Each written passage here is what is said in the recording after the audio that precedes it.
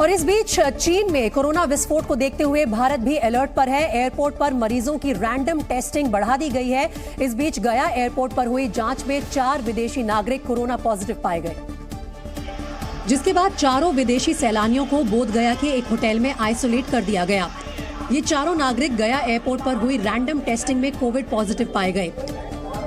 बताया गया कि ये चारों सैलानी इंग्लैंड, थाईलैंड और म्यांमार से गया पहुंचे थे। 4 विदेशी पर्यटकों के कोविड पॉजिटिव मिलने के बाद गया एयरपोर्ट प्रशासन अलर्ट मोड में आ गया और पूरे एयरपोर्ट को सैनिटाइज करवाया गया।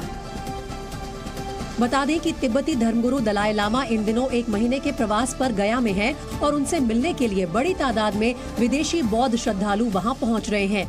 ऐसे में प्रशासन ने गया के बौद्ध मंदिर प्रबंधन से कोविड प्रोटोकॉल का पालन करने की अपील की है। अब रैंडम टेस्टिंग में कई विदेशी नागरिकों और विदेश से लौटे लोगों के कोविड पॉजिटिव मिलने के बावजूद लोग लापरवाह हैं, जिसकी तस्वीर पटना एयरपोर्ट पर दिखी, जहां स्वास्थ्य कर्मियों की टीम तो तैनात रही, लेकिन ज्यादातर लोग कोविड जांच करवाने को तैयार नहीं थे, जिसकी पुष्टि एयरपोर्ट पर यात्रियों की जांच कर रहे स्वास्थ्य कर्मियों ने की। उन्होंने बताया कि कोरोना का खतरा बढ़ रहा है, लेकिन लोग अब भी जांच करवाने से कतरा रहे हैं। कुछ लोग ही जांच करा रहे हैं, बिल्कुल मतलब लिटिल अमाउंट। जांच न करवाने वालों में बाहर से आए बौद्ध धर्म के पर्यटकों की संख्या ज्यादा बताई गई। स्वास्थ्य कर्मियों का कहना है कि ज्यादातर लोग जांच करवाने की अपील को अनसुना बाहर निकल जाते हैं। और दूसरे देश से ही बहुत सारे लोग आ रहे हैं, बौद्धिस्ट वगैरह भी जो है बार से आ रहे हैं, लेकिन वो लोग करवाना नहीं चाहते हैं। बिल्कुल। एक्सपर्ट्स का कहना है कि चीन और जापान समेत कई देश कोरोना विस्फोट की चपेट में हैं और ऐसे में एयरपोर्ट पर होने वाली लापरवाही भारत में भी हालात बिगाड़ सकती है, क्योंकि गया के साथ कोलकाता एयरपोर्ट पर भी 2 यात्री कोरोना पॉजिटिव पाए गए। बताया गया कि इनमें से एक मरीज 24 दिसंबर को दुबई से लौटा था, वहीं दूसरा मरीज मलेशिया से लौटा था। दोनों मरीजों के कोविड सैंपल को जीनोम सीक्वेंसिंग के लिए भेजा गया है। ताज़ा आंकड़ों के मुताबिक भारत में अब तक कोरोना के हालात काबू में है। स्वास्थ्य मंत्रालय के आंकड़ों के मुताबिक भारत में एक्टिव केस की संख्या 4500 से ज्यादा है, लेकिन कोरोना से रिकवरी रेट तमाम देशों से बेहतर है। भारत में पिछले 24 घंटे में 200 से ज्यादा नए कोरोना मरीज मिले, जबकि 190 मरीज कोरोना को मात देकर स्वस्थ भी हो गए। केंद्र और राज्य सरकार लगातार लोगों से अपील कर रही है कि कोविड प्रोटोकॉल का पालन करें, क्योंकि कई देशों में कोरोना कोहराम मचाने लगा है और भारत को उनसे सबक लेने की जरूरत है। और इस बीच सरकार ने भी अपनी तैयारियां तेज कर दी है। कोरोना के मुद्दे पर स्वास्थ्य मंत्री मनसुख मांडविया ने आज आईएमए के साथ बैठक की, जिसमें कोरोना की रोकथाम पर चर्चा हुई और राज्यों को हर संभव मदद देने की बात कही गई। साथ ही केंद्र और राज्य सरकारों ने लोगों से भी तैयार रहने की अपील की है। केंद्र ने कहा है कि नए साल का जश्न मनाएं, लेकिन कोविड प्रोटोकॉल को ध्यान में रखते हुए, क्योंकि छोटी सी लापरवाही भी महंगी साबित हो सकती है। स्वास्थ्य मंत्रालय देश में लगातार कोरोना की स्थिति की निगरानी कर रहा है, जिसके तहत कोविड के इलाज में काम आने वाली दवाइयों की आपूर्ति बढ़ा दी गई है। जिला स्तर पर कोविड पॉजिटिव मरीजों के सैंपल की जीनोम सीक्वेंसिंग करवाई जा रही है। सभी राज्यों के अस्पतालों में बेड, ऑक्सीजन सिलेंडर और वेंटिलेटर बढ़ाने पर जोर दिया जा रहा है। कोरोना से निपटने की तैयारियों को परखने के लिए मंगलवार को देश भर के अस्पतालों में मॉक ड्रिल की जाएगी। वहीं दिल्ली एयरपोर्ट पे कोरोना के 4 नए मरीज मिलने से हड़कंप मच गया। हालांकि दिल्ली सरकार ने कोरोना से निपटने की तैयारी तेज कर दी है, जिसको लेकर डिप्टी सीएम मनीष सिसोदिया ने आज एक बैठक भी ली, जिसमें दिल्ली के सभी अस्पतालों को कोरोना के खिलाफ तैयार रहने को कहा गया। अस्पतालों में दवाओं की कमी को दूर करने के लिए दिल्ली सरकार ने 108 करोड़ रुपए की स्वीकृति दी है। वहीं जरूरत के हिसाब से अस्पतालों में सुविधाएं बढ़ाने को भी कहा गया। अगर हम दिल्ली के अस्पतालों की मौजूदा हालत पर नजर डालें, तो दिल्ली के अस्पतालों में अभी 8000 कोविड बेड्स हैं।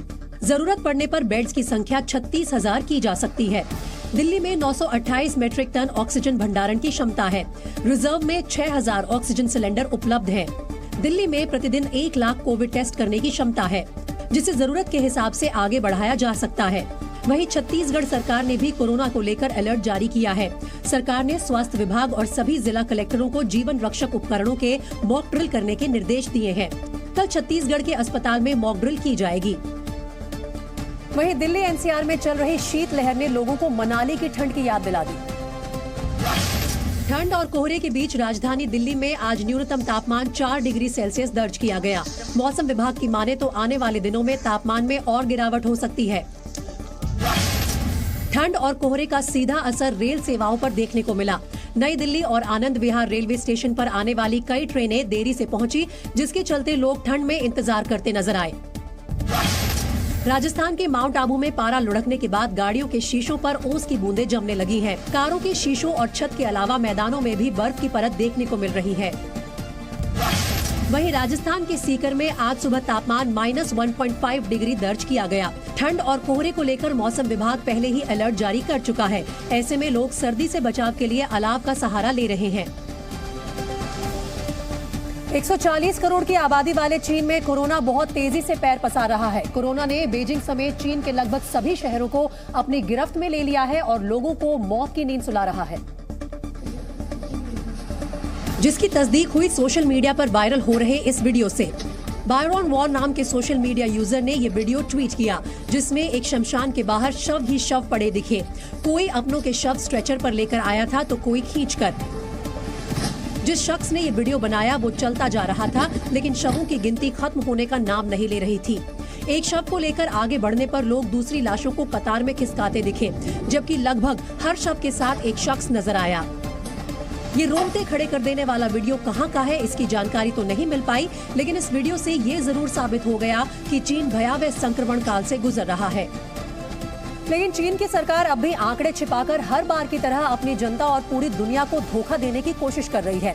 हालांकि चीन के जिलिन प्रांत से आया एक वीडियो उसकी इस कोशिश को नाकाम करता है।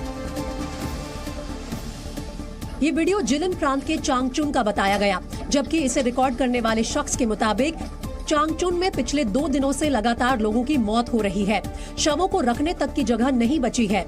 हर रोज करीब 60 शवों का दाह संस्कार किया जा रहा है, जबकि शवों को जलाने के लिए कर्मचारियों के नाम पर सिर्फ एक शख्स है। यही नहीं, खबरों की माने तो मारे गए लोगों के अंतिम संस्कार के लिए पहले 24 घंटे की वेटिंग थी, लेकिन अब लोगों को अपनों का अंतिम संस्कार करने के लिए 3 दिन तक इंतजार करना पड़ रहा है। और एक रिपोर्ट के मुताबिक चीन में इस महीने के शुरुआती 20 दिनों में 24 करोड़ 80 लाख लोग संक्रमित हो चुके हैं, जबकि लाखों की संख्या में लोगों की मौत हो चुकी है। लेकिन चीन की सरकार ने पिछले 24 घंटे में सिर्फ 2668 नए केस सामने आने की बात कही, जबकि जिनान के शमशान गृह के बाहर की तस्वीरें जिनपिंग प्रशासन का कच्चा चिट्ठा खोलती दिखी। जिनान में हजारों की संख्या में लोग नजर आए। ये लोग अपनों का दाह संस्कार करने पहुंचे थे, लेकिन भीड़ देखकर ऐसा लगा जैसे ये अंतिम संस्कार करने की जगह नहीं बल्कि कोई एयरपोर्ट हो। जबकि शंघाई के सभी अस्पताल मरीजों से फुल हो गए।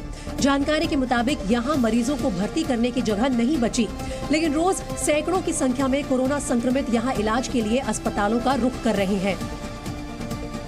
चीन में कोरोना की अब तक की सबसे खतरनाक लहर आई है। रिपोर्ट्स के मुताबिक हर दिन लाखों की संख्या में नए मरीज सामने आने से अस्पतालों में लोगों को बेड नहीं मिल रहे हैं, तो वहीं दवाओं की भी भारी किल्लत हो गई है। रिपोर्ट्स की माने तो चीन में हर रोज 3 करोड़ 70 लाख से ज्यादा नए कोरोना केस सामने आ रहे हैं, जिसे लेकर चीनी सरकार के स्वास्थ्य प्राधिकरण ने कम्युनिस्ट पार्टी ऑफ चाइना को रिपोर्ट भेजी है।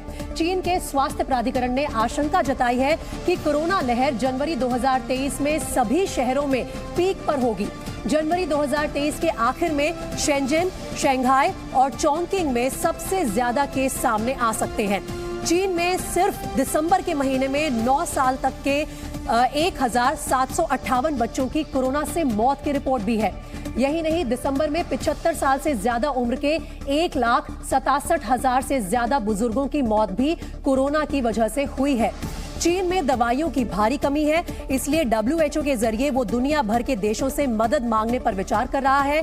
अगले 24 घंटे के भीतर रूस की स्पुतनिक वैक्सीन की लगभग 1 करोड़ डोज बीजिंग पहुंच सकती हैं। खबरें तो यहां तक है कि चीन की सरकार दुनिया की सभी वैक्सीन को अपने देश में मंजूरी दे सकती है।